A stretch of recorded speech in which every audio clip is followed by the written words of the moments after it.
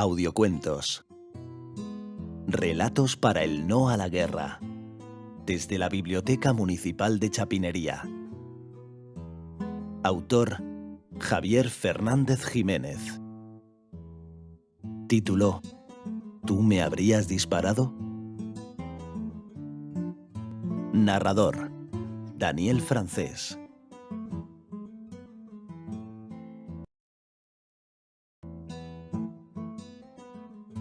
En un pasillo de aspecto rancio y pasado de moda, de ambiente apolillado y luz apagada, aguardaban en silencio varios hombres y mujeres. Era un lugar estrecho y carcomido que olía a viejo. Las paredes, repletas de desconchones y grietas, estaban empapeladas con pliegos de colores marchitos y figuras geométricas. Aquí y allí colgaban cuadros con imágenes de guerras lejanas o retratos de jefes militares. También podrían apreciarse, a lo lejos, un par de apliques de pared cuya luz mortecina iluminaba tenuemente el corredor. El suelo era de una madera que hacía tiempo que no veía una capa de barniz, o siquiera un buen fregado. La escayola del techo estaba descascarillada y amarillenta, y en algunos puntos podía adivinarse los restos de alguna gotera seca. A los dos lados del pasillo se estiraban dos delgados bancos de madera crujiente y vieja, sojuzgados por los pacientes ocupantes del pasaje. Sentado sobre uno de los bancos estaba Rufino, un antiguo soldado republicano, sucio y desaliñado. Tenía el uniforme y la piel manchados de sangre reseca, barro y hollín. Tras la capa de suciedad de su rostro podían apreciarse, si se dedicaba una mirada más exhaustiva, unos rasgos juveniles y apuestos, aunque en su estado actual pocos habrían podido adivinar que estaban ante un hombre joven y atractivo. Los ojos del miliciano miraban hacia el frente sin ningún tipo de sentimiento o brillo, sin esperanza. Nada le importaba, ni siquiera aquella tediosa espera. Hacía mucho tiempo que había dejado de sentir cualquier cosa que no fuera ese insistente dolor de riñones, así como la continua amargura de la espera. Llevaba tanto tiempo esperando que ya ni recordaba qué era lo que esperaba. La madera carcomida del suelo emitió crujientes gritos de protesta cuando alguien se acercó al pasillo en el que esperaban. Adivinaron la sombra antes de ver que un anciano encorvado se dirigía hacia allí. Rufino ni se molestó en levantar la mirada. Siempre era igual. El anciano caminaba hacia ellos a un paso que le hinchaba las narices por lo lento que era. Se agachaba junto a alguien sentado en uno de los dos bancos. Departía con él entre susurros quedos, hacía que su interlocutor se levantara y se alejaban del pasillo al mismo paso indolente que antes, como si fuese igual caminar solo o acompañado, como si no importara quién le acompañara. A Rufino le caía mal aquel viejo. No era que éste les mirara desdeñoso, o siquiera hablara con ellos. Era su modo de andar, su parsimonia, lo que le ponía de un humor de perros.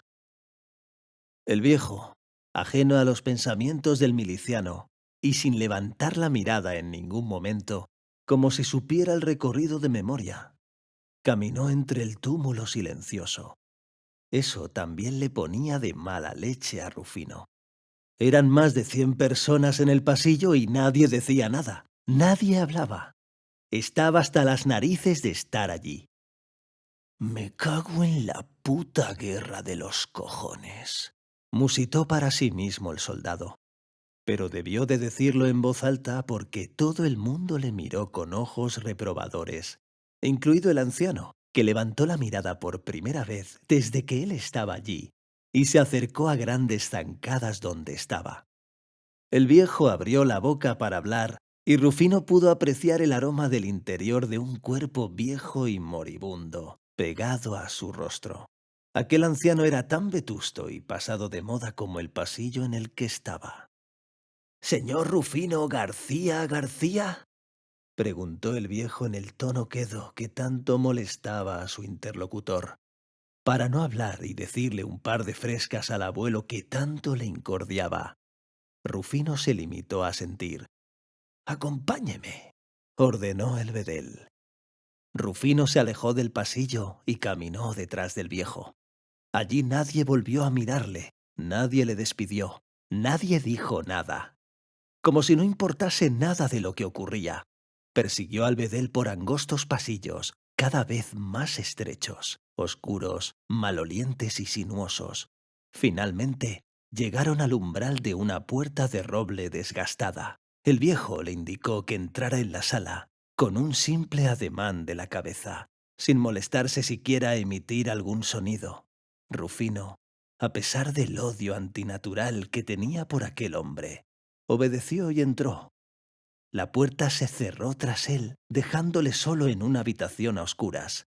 De repente, se encendió una luz parpadeante y pudo ver dónde se hallaba. La sala era tan vieja o más que el pasillo en el que había estado esperando.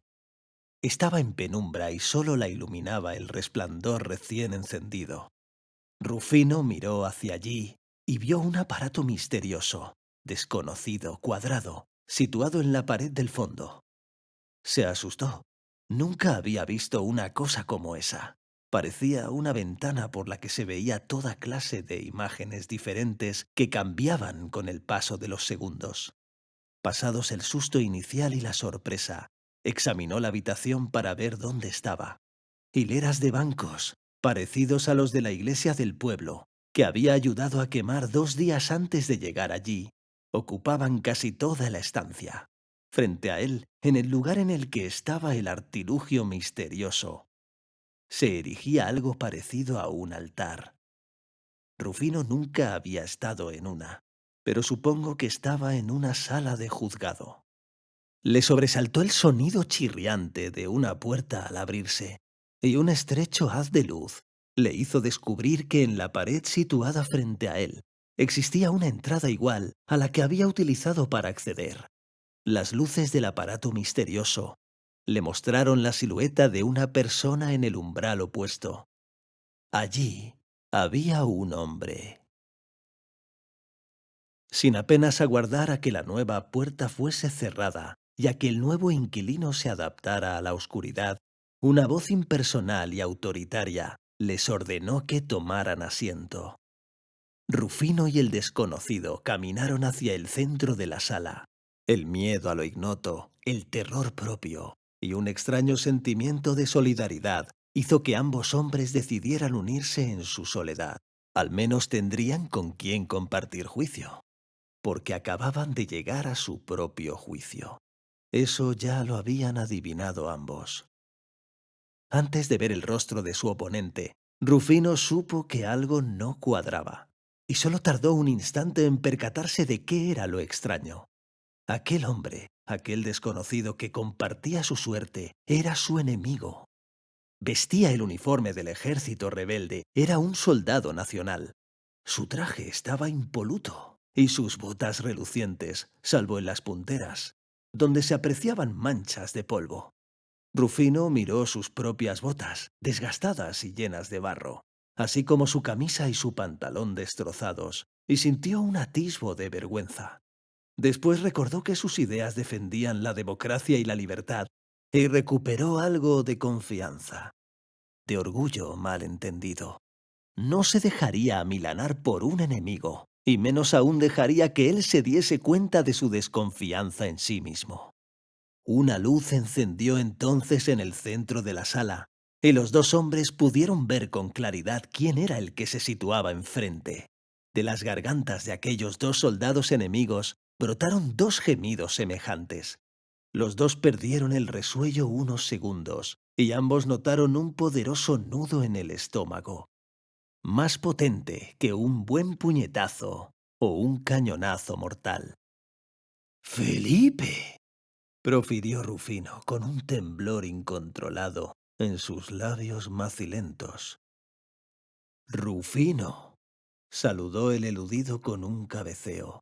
Ni su porte marcial, ni su orgullosa mirada pudieron engañar al soldado republicano.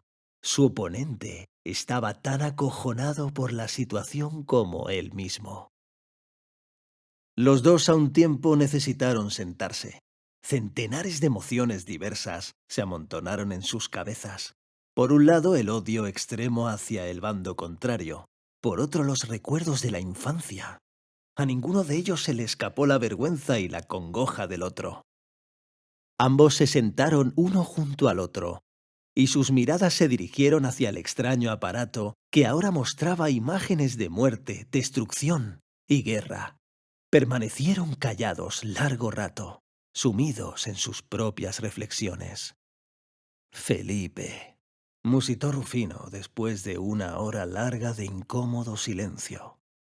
Tenía que hablar o estallaría. De habernos cruzado, ¿tú me habrías disparado?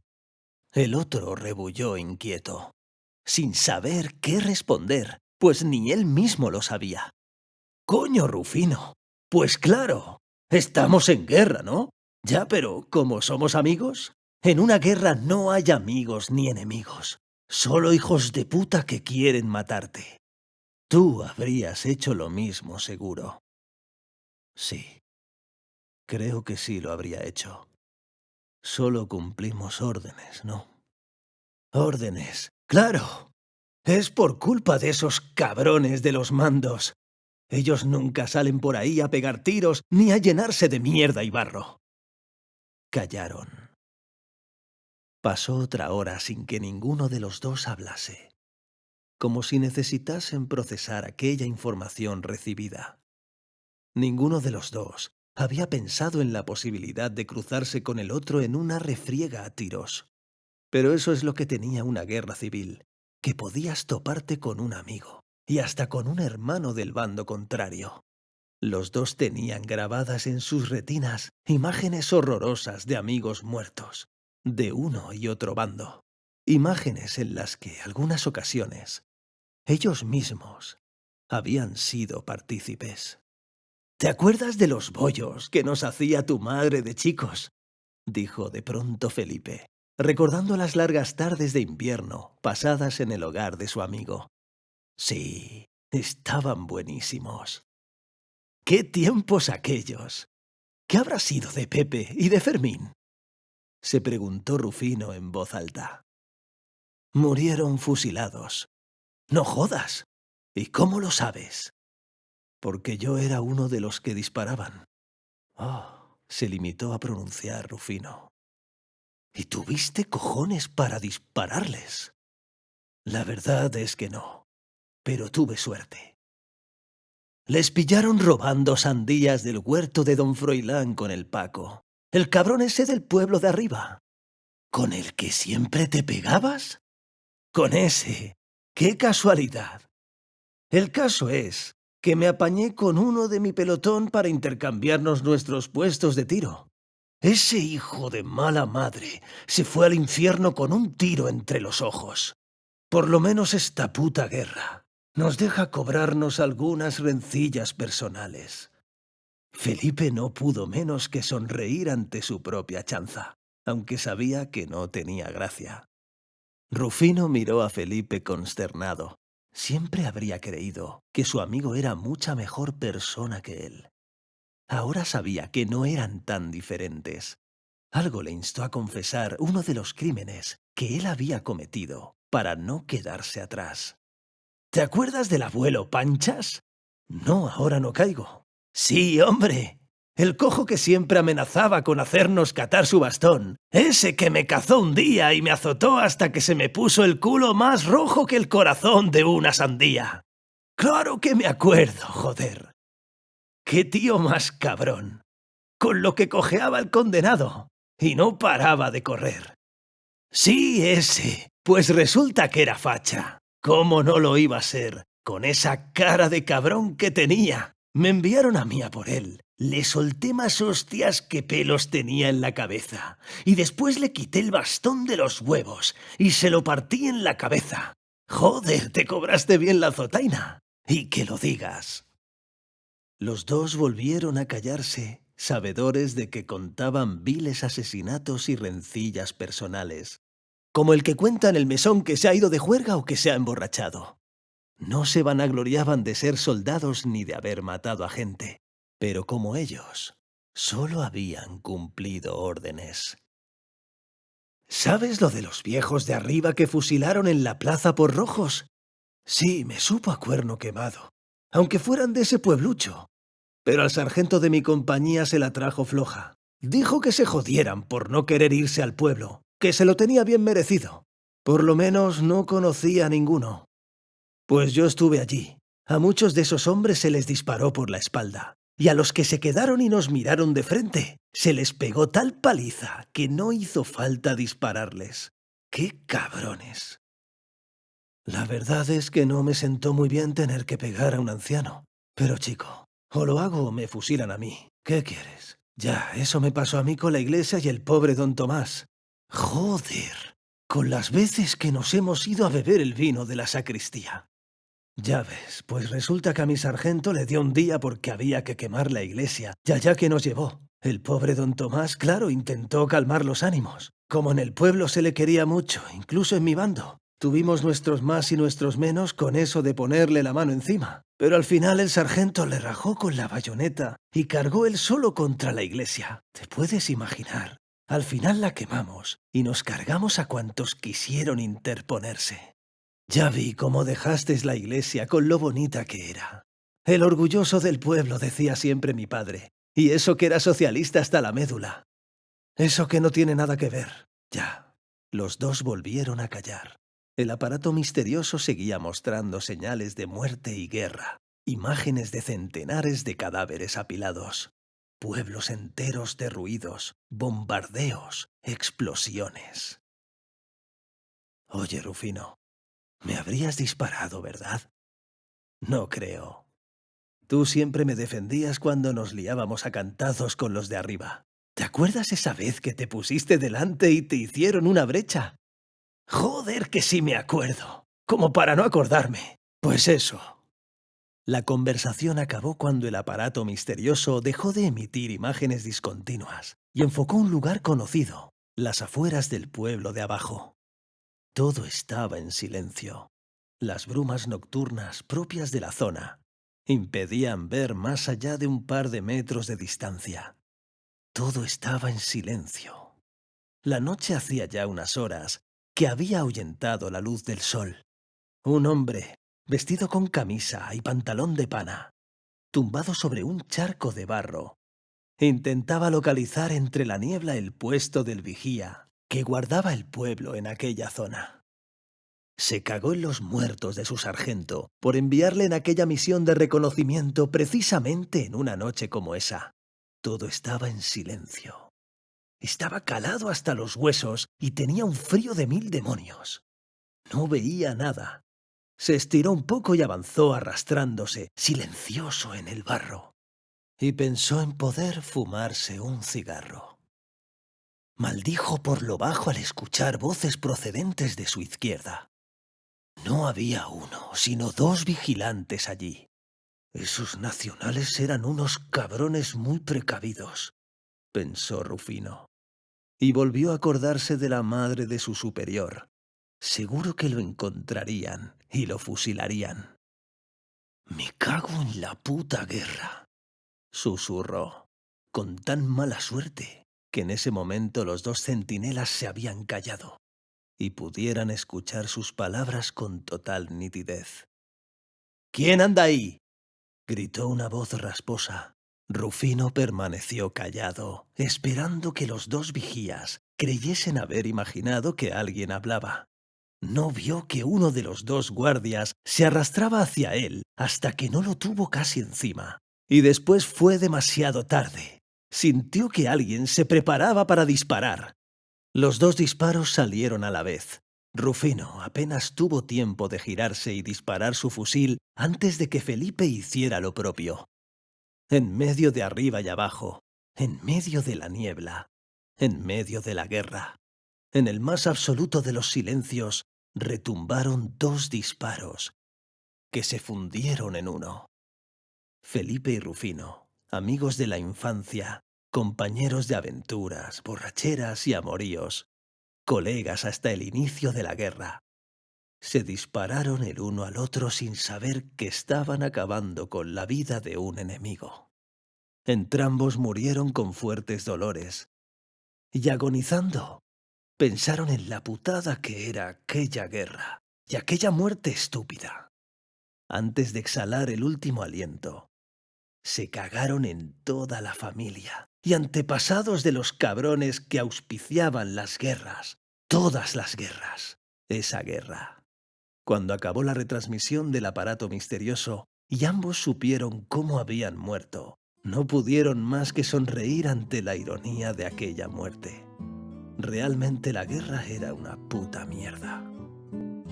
«Joder, qué putada», comentó Felipe como de pasada. «Ya te digo», asintió Rufino.